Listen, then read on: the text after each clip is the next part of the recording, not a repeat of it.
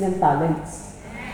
Believe me, matcha-challenge nga kayo sa mga taong mga handicaps pero mga gifted pero handicaps. Imagine, di ba? Nakikita natin handicap tapos nagpe-painting, walang kamay ang gamit, bibig. May nagpe-painting naman, wala namang kamay, ang gamit naman paa. Napansin po niyo yung mga ganon? Nagpapakita po yun ng mga gifts and talents, mga kapatid. Bakit? Kasi God always initiates. Kaya, kung sinabi ng Panginoon, you shall love the Lord your God, kasi ang ibig po sabihin doon ng Panginoon, hindi niya sasabihin sa iyo na mahalin mo ako kung hindi kanya tinuruang magmahal. That's the command. Meron na tayong responsibility. Meron na tayong tungkulin na mahalin ng Diyos. Mahalin mo siya ng eksklusibo. Diba? Walang kahati. Dito katulad ng isang kanta, may kahati pala ako sa puso mo. La la la la. Diba? Walang kahati. Exclusive lang, mga kapatid. Ang pagmamahal sa Diyos ay hindi nangangahulugan pag-aagaw ng pagmamahal sa asar created. Pero, kung sinasabi ng Diyos, ibigin mo ako ng buong puso, buong isip, buong kaluluwa, hindi dapat nangangahulugan na may nagdidikta sa iyo.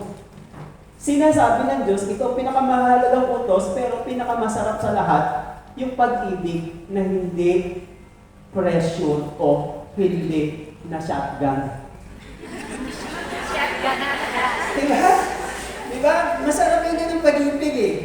Diba? Ganun yung klaseng pagmamahal sa Diyos. Now, magbibigay po ako ng mga points of loving God. First point, loving God must be exclusive. Ang pagmamahal sa Diyos ay dapat eksklusibo. Pansinin niyo yung salitang, the Lord your God. Eksklusibo po yan. Ibigin mo ang Panginoon mong Diyos. You cannot love another God. You must love only one God. Ano ang gusto ng babae o ng lalaki pag sila po ay nagmamahalan? Ang gusto niya, ako lang mahalin mo. Ang gusto din ng isa, ako lang din mahalin mo. Dahil pag meron kang ibang minahal, alam mo na mangyayari. Pangalawa, walang tumatanggap sa atin ng ganitong pag-ibig. Mahal mo ako, pero may mahal kang iba. Diba? Hindi pwedeng ganun. God, loving God, must be exclusive. Hindi pwedeng mahal mo siya, pero kapag tinatawag ka na sa commitment, paglilingkod, tinatawag ka na sa pagpupuri, pagsamba, sabi mo, Lord, next time na lang kasi may iba pa akong lakad.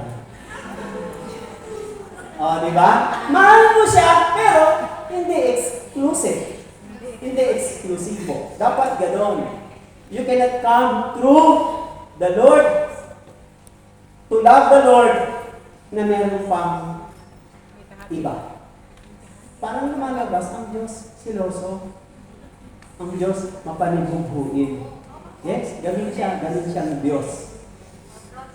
Pero, hindi niya inaagaw ang pagmamahal mo sa iba. Nagpapakita kasi yun ng tinatawag na kung sino yung importante sa buhay. Mga kapatid, ito lang klase yung pagmamahal na pag minahal mo, ito lang ang klase pagmamahal na pag nagmahal ka, na hindi ka masisira at mabibigo.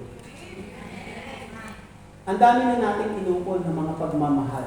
Sa asawa, sa anak, sa kaibigan, sa kapwa ka manggagawa, lahat nagpe-fail. Nagkakaroon ng mga failure, shortcomings. Bakit po? That is our nature. Weaknesses, may mga weaknesses po tayo. But when we love God, pag ang Panginoon ang inibig at minahal natin, hindi po tayo makakaranas ng ganong mga disappointment, failure, heartache, mga kabiguan. Hindi po natin mararanasan yon. Bakit? Kasi ang pagmamahal sa Diyos ay pagmamahal na kung saan the least ay pure or perfect. Sa kanya yan eh. Kaya nga merong kantang He who first loved us, yung kinakanta natin joyful song. Ikaw ang unang umibig, ikaw ang unang nagmahal. Oh. God always initiates. Totoo po, ang Diyos ang laging nag-uumpisa. Hindi sa atin laging nag-uumpisa. Pagdating sa pag-ibig, siya ang nauna. Hindi ikaw. Oh. Pagdating sa ibang larangan, halimbawa, meron kang passion sa buhay, meron kang mga goal, meron kang mga talents. Mapapansin mo, akala mo sa iyo galing yun, hindi. Habang nakikipag-communicate ka, habang nakiki-join ka sa mga kaibigan, kasamahan, doon mo na pag-aalaman na bakit ito yung gusto ko? Kahit mahirap, kahit nahihirapan ako, dito ako pumupunta, dito ang gusto ko. Without your knowing, nililib ka